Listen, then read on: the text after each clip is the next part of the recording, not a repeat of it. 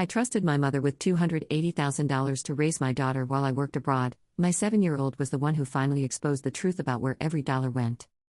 My daughter told me the truth the way children tell truths they do not know are devastating. Casually. In the middle of something else. The way a 7-year-old mentions a thing they have been living with so long it has become ordinary to them, has become the texture of their daily life, and they say it the way you say it is Tuesday or the milk is finished or I lost my pencil at school. The specific terrible casualness of a child who does not yet understand that the thing they are describing is not what was supposed to be happening. We were video calling. The usual Sunday call, the one I had made every Sunday for 3 years from the small apartment in Singapore that my company provided, the apartment that was nice enough and that I had stopped seeing because I spent all of my time in it working and sending money home and counting the months until the contract ended and I could go back to my daughter. Iris was sitting on the edge of the bed in my mother's house, the bed I had slept in as a child, her feet not reaching the floor because she was 7 and small for 7, and she was eating a piece of bread because it was Sunday morning there and my mother made bread on Sundays. I had asked her what she wanted for her birthday. She thought about it the way she thought about things, fully, with a specific concentration she brought to questions she took seriously. Then she said, "Grandma said we do not have money for birthdays anymore because you stopped sending it." I looked at my daughter's face on the screen. At the bread in her hand. At the bed behind her that I could see had a thin blanket on it, thinner than the blanket I had specifically purchased 18 months ago, the good weighted one. "What did Grandma say?" I said. Very carefully. "She said the money stopped coming," Iris said. "She said that is why we had to give the helper back." The helper? The woman named Tess I had hired to assist my mother with childcare. The woman I had been paying $1,200 a month for 2 years because my mother was 63 and could not manage everything alone and Iris needed someone young enough to run with her at the park. The money had not stopped coming. I had sent every transfer on time for 3 years. 47 transfers over 36 months. The amounts were documented in my banking records because I am someone who documents things, who has always documented things, who became more meticulous about documentation when the thing being documented was $280,000 sent across an ocean to fund my daughter's life. The money had not stopped coming. The helper was gone. The good blanket was gone. My daughter was eating bread on a Sunday morning and telling me casually that we did not have money for birthdays because her grandmother had told her the money stopped coming. I kept my face the way faces need to be kept when a child is watching and the face cannot afford to show the thing that is happening behind it. I told Iris her birthday was going to be wonderful and that she should think about what kind of cake she wanted. She said chocolate with the rainbow sprinkles, the specific kind, and I said absolutely, chocolate with rainbow sprinkles, and we talked for 20 more minutes about her teacher and the book she was reading and the caterpillar she had found in the garden. When the call ended, I sat in my Singapore apartment at 3 a.m. local time and I opened my banking records. Every transfer was there. Every single one. I had sent the money. My name is Celeste. I am 34 years old and I have a daughter named Iris who was 4 years old when I took the contract in Singapore because the contract paid 3 times what I could earn at home and because 3 times was the difference between barely managing and actually building something for her future. The plan had been 2 years. The contract extended to 3 and I had agreed to the extension because the money was significant and because my mother had said Iris was thriving and that they were fine and that I should not worry. My mother's name is Gloria. She is 63 and she raised me alone after my father left when I was 9 and she had done it with the specific determined competence of someone who understood that falling apart was not an option. I had trusted her with my daughter and with the money because she was my mother and because she had raised me and because trusting her was as natural as breathing. I had been breathing for 3 years. Iris had been eating bread on Sunday mornings and the helper had been sent away and my mother had told a 7-year-old that the money stopped coming. The money had not stopped coming. I called my mother's phone at 3:15 in the morning Singapore time, which was 9:15 in the evening her time. She answered on the 4th ring with the voice she used when she was not expecting the call. "Celeste," she said. "It is late there." "I just got off the call with Iris," I said. My voice had the specific flatness I had been managing for 20 minutes, the flatness of someone who is holding something very large and has not yet decided how to put it down. "She seemed well," my mother said. "We had a nice morning." "She told me the money stopped coming," I said. Silence. Not the silence of someone confused by an incorrect statement. The specific silence of someone who has been found. "She misunderstood," my mother said. "Children misunderstand things." "She said you told her directly that the money stopped coming," I said. "She said that is why Tess left." "Tess had family obligations," my mother said. "It had nothing to do with money." "I pay Tess directly," I said. "I have been paying her directly for 2 years. Her account. Every month. So the question of whether Tess left because of money is something I can answer by calling Tess. Another silence. Longer than the first. It is late, my mother said. We should talk tomorrow when you are not tired. Tell me where the money went, I said. The call lasted 41 minutes, and I am going to tell you what those 41 minutes contained because the containing of it matters and because I have spent 8 months needing to say it accurately. My mother told me, in pieces, the way people tell things when they are being found and are still trying to manage the finding, that some of the money had been used for things other than what it was sent for. She did not use the word some with a number attached to it. She said some and she said things and she said the situation was complicated in the way that people describe situations when the situation is the specific complication of a thing they have done. I asked her to be specific. She was not specific. She gave me the architecture without the details, the way people do when they are trying to produce acknowledgement without accountability.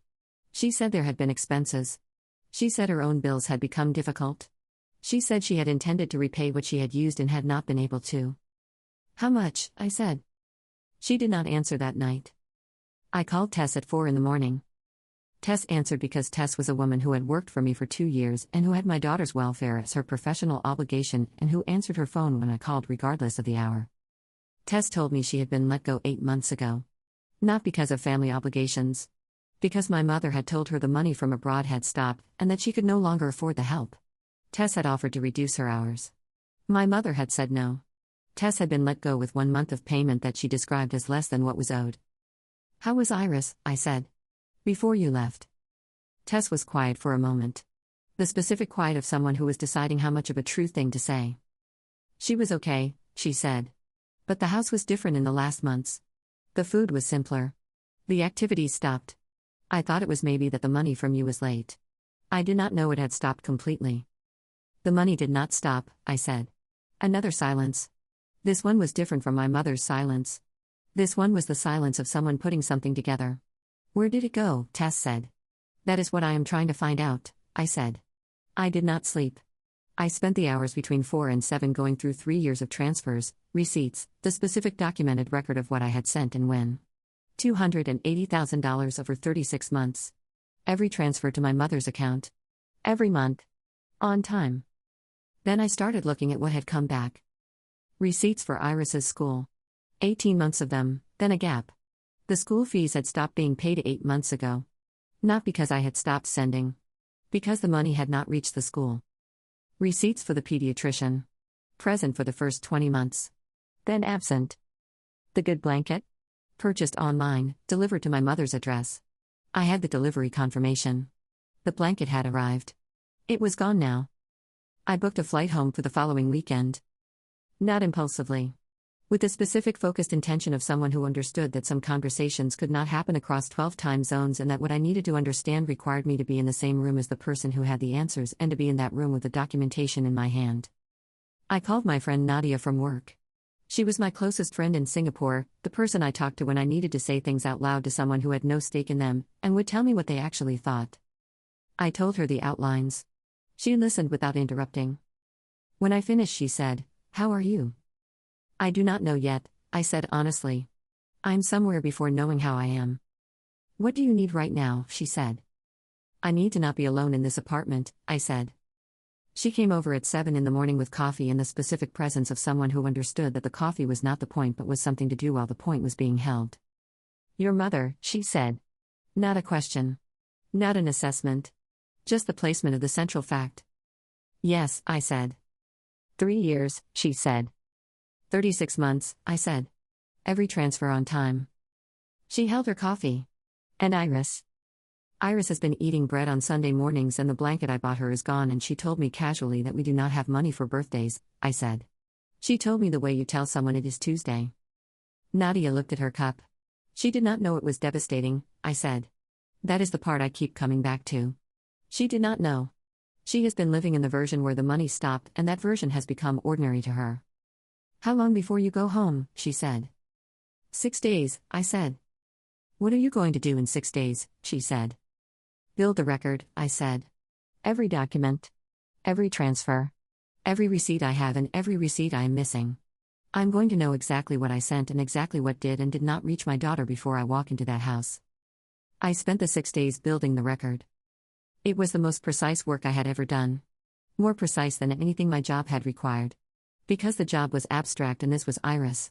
This was 36 months of my daughter's life and what had and had not been provided for her, and what the gap between what I sent and what she received amounted to in specific concrete terms.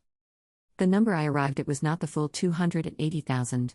My mother had used some of the money for legitimate expenses, documented expenses, the school fees for the first 20 months and the rent and the groceries and the utilities. Those were accounted for. The amount unaccounted for was $162,000.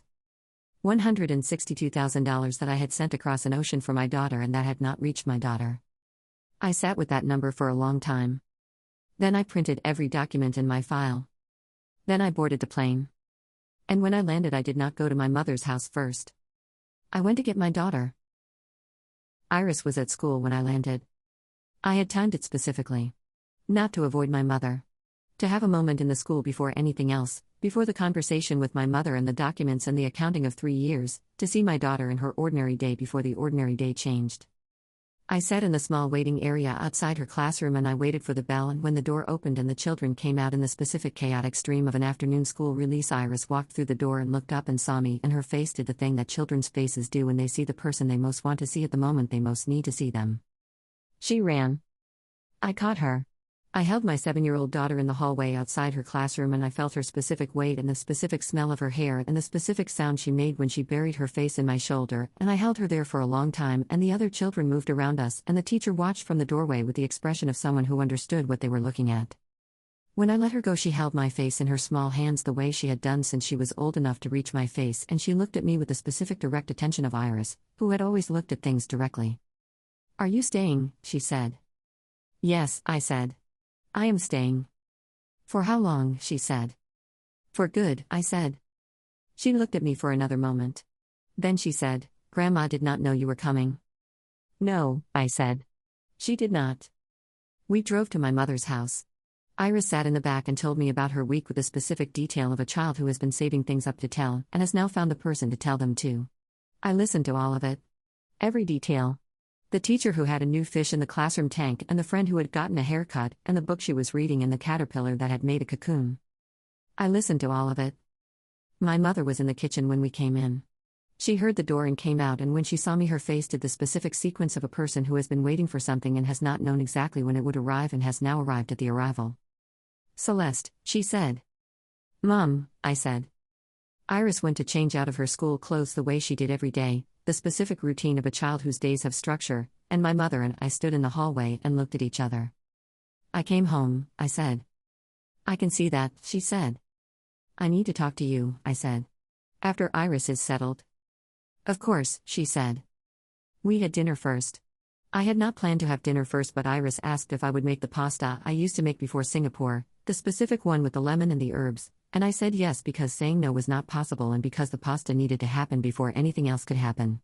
I made the pasta and we ate at the table, and Iris talked, and my mother was careful in the way of someone navigating a room where the furniture has shifted and they are not yet certain of the layout. After Iris was in bed, I came back to the kitchen. My mother was sitting at the table. She had made tea.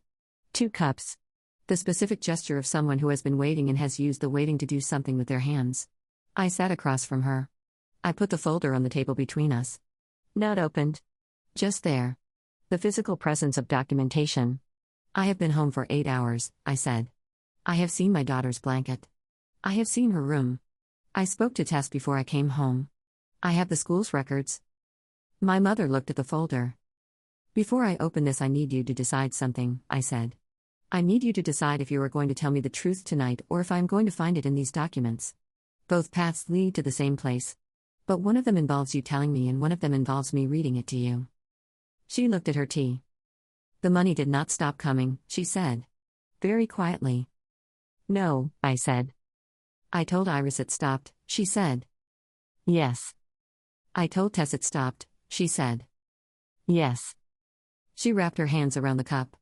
"I did not know how to tell you," she said. "That is not an excuse. I need you to know that I know it is not an excuse. But I did not know how to tell you, and the not telling built on itself." "Tell me now," I said. She told me. It came out in pieces, the way it had on the phone, but more completely because the folder on the table meant the pieces were coming out whether or not she offered them. The story had a shape that I had not fully anticipated. I had been expecting a simpler shape, The shape of someone who had taken money and spent it on themselves, on things, on the specific visible accumulation of someone who had decided the money was available and had used it. The shape was more complicated. My mother had debts. Not new debts. Old ones, from before I went to Singapore, from the years when she had been raising me alone and had done it by building a specific financial structure that worked as long as everything stayed in balance and collapsed when something went wrong. Something had gone wrong when I was 19, a medical expense, and she had handled it with a loan that had never fully been repaid and had accumulated interest in the specific patient way of debts that are not addressed. When my money started coming, she had used a portion to service the debt. Not all of it. A portion.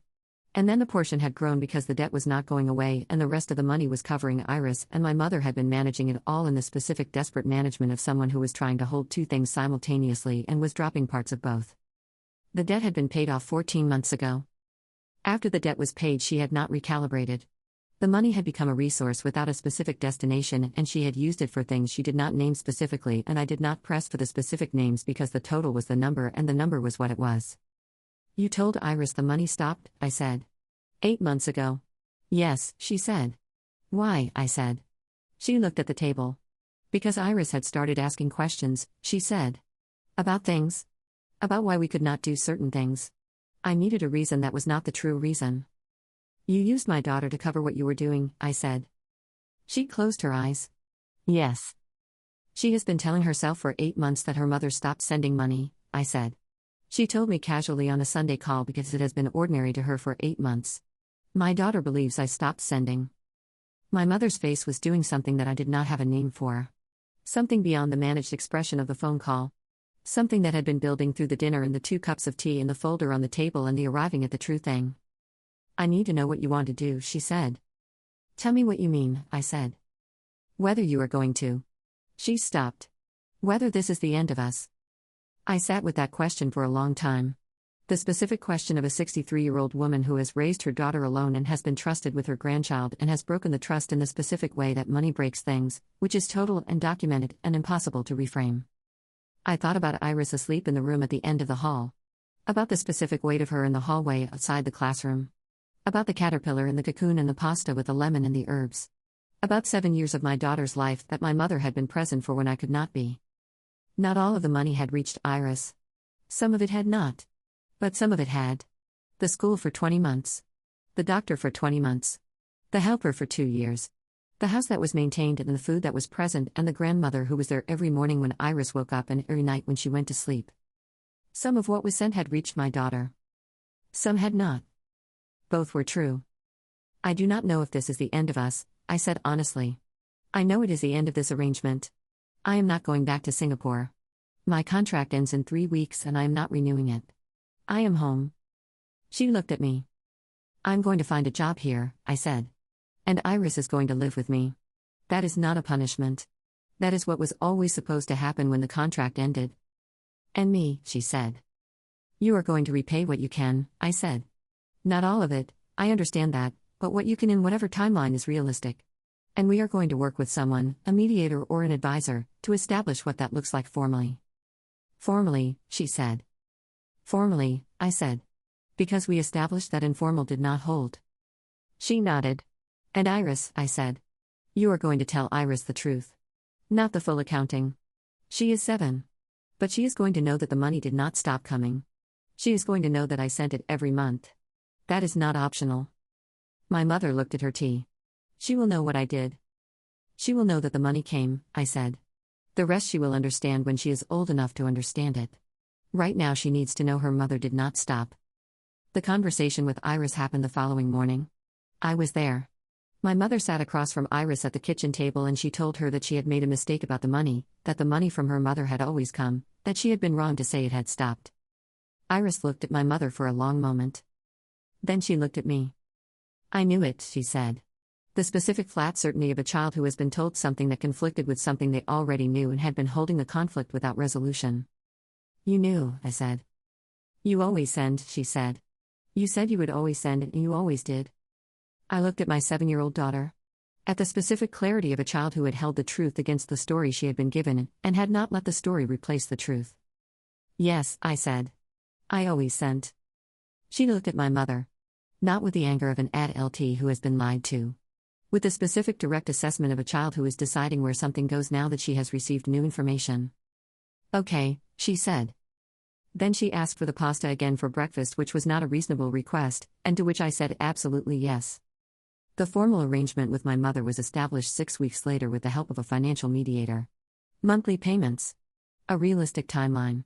A written document that held the shape of what had happened and what was going to happen, because written documents hold shapes when feelings cannot. My mother has kept to the arrangement for 8 months. Not perfectly. There have been 2 months where the payment was late and one where it was partial, and each time she has called before the date to explain rather than after to apologize, which is the specific behavior of someone who has understood that managing information in advance is different from managing consequences after the fact. I do not know if we will get back to what we were. I am not organizing my expectations around what we were, because what we were contained the conditions for what happened, and I am not interested in returning to conditions that produced this. What I am interested in is what we are building. What Iris and I are building, specifically. The specific life of a mother and daughter in the same city, in the same time zone, in the proximity that produces the ordinary daily knowledge of each other that 3 years of Sunday calls could not fully provide. Iris showed me the cocoon 2 weeks after I came home. It had become a butterfly while I was in Singapore, and she had not known to tell me on the Sunday calls because she had not known it was something to tell. She showed me the photograph she had taken of it the morning it emerged. It was a good photograph for a 7-year-old. The light was right. Here is what I want to say to every parent who is far away and sending money home and trusting someone with the life they are building from a distance. Documentation is love. Not instead of love. In addition to it. Keep every transfer record. Keep every receipt. Keep the record of what you sent and what was supposed to happen with it, because the keeping of the record is the thing that lets you see clearly when the thing you trusted is not holding. And when your child tells you something casually, in the middle of something else, the way they tell you things that have become ordinary to them. Listen for the casualness. The most devastating truths come in the voices of children who do not yet know they are devastating. They just say it.